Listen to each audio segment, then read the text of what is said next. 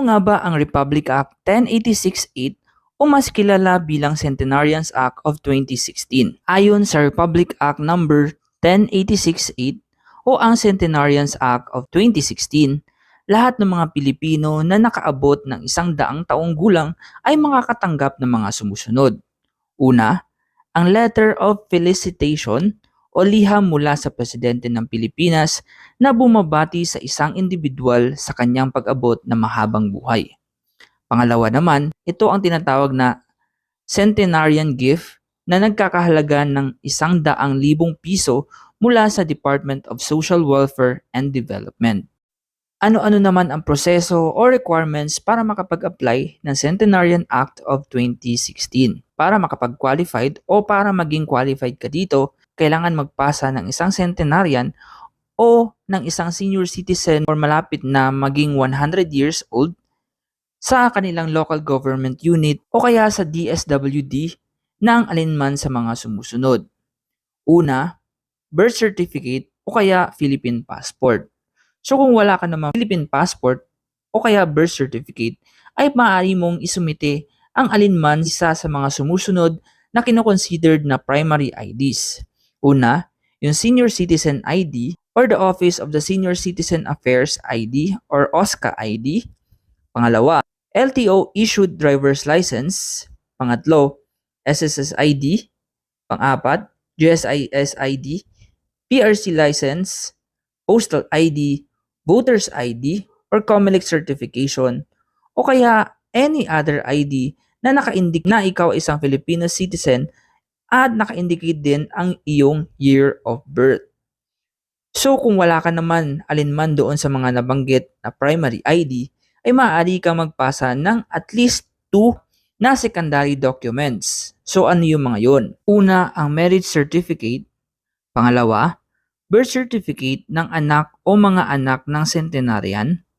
Pangatlo, affidavit ng 2 o higit pa sa mga disinterested person na may personal na kaalaman sa aktual na edad o petsa ng kapanganakan ng centenarian. Pang-apat, dokumento mula sa dating paaralan o trabaho ng centenarian na nakasaad ang araw ng kapanganakan. At ang panghuli, ang dokumento ng binyag o kumpil na sertipikado ng simbahan.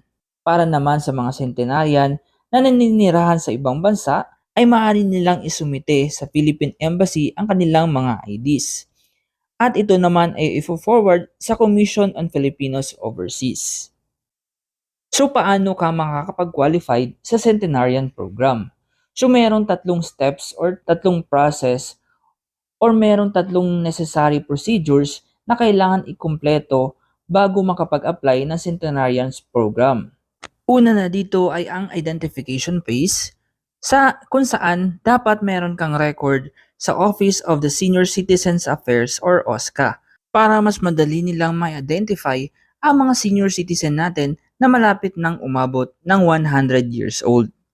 Pangalawa naman ay ang tinatawag na verification phase. Dito kailangan na magsumite ng centenarians or ng ating senior citizen na malapit na mag 100 years old ng kanilang proof or ng kanilang mga valid IDs kung saan nabanggit ko na kanina. So ipapasa nila ito sa Office of the Senior Citizen Affairs kung saan ipapasa naman ito ng OSCA sa City or Municipal Social Welfare and Development Officer na magpaprocess ng inyong dokumento. Pagkatapos noon, ibibigay naman City or Municipal Social Welfare and Development Officer ang listahan ng consolidated and verified na listahan ng mga centenarian na naninirahan sa nasabing lungsod, listahan sa municipal mayor or sa municipality kung saan naninirahan ang mga centenarian. Ito naman ay isusumite sa relevant DSWD field office for consideration and approval. Since ang DSWD nga ang namamahala sa pag-distribute at pamimigay sa benepisyong ito. At ang panghuling proseso, ito yung tinatawag na notification of beneficiaries o kaya ang distribution. Once na na-process na lahat ng application, the DSWD field office ay magbibigay ng listahan sa City or Municipal Social Welfare and Development Officer at sa OSCA ng mga final list of centenarians na naninirahan sa kanilang municipality or city na makaka-receive o makakakuha ng Centenarians Act of 2016. At dito na nga, magbibigay ang City of Municipal Social Welfare and Development Officer ng written notification sa mga centenarian o kanilang mga pamilya.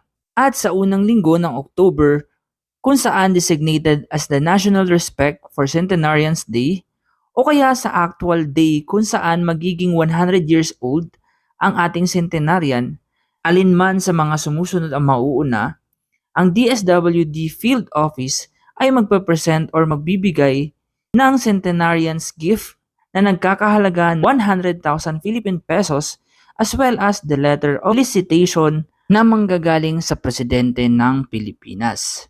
Samantala, sa kaparehas na araw, magbibigay naman ang local government unit ng centenarian ng plaque of commemoration in addition sa monetary incentive.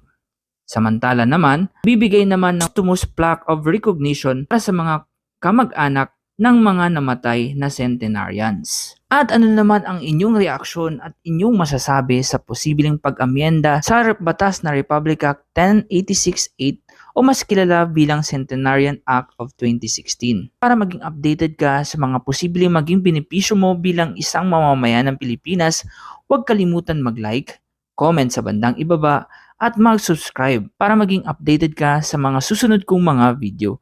Yun lang at maraming salamat.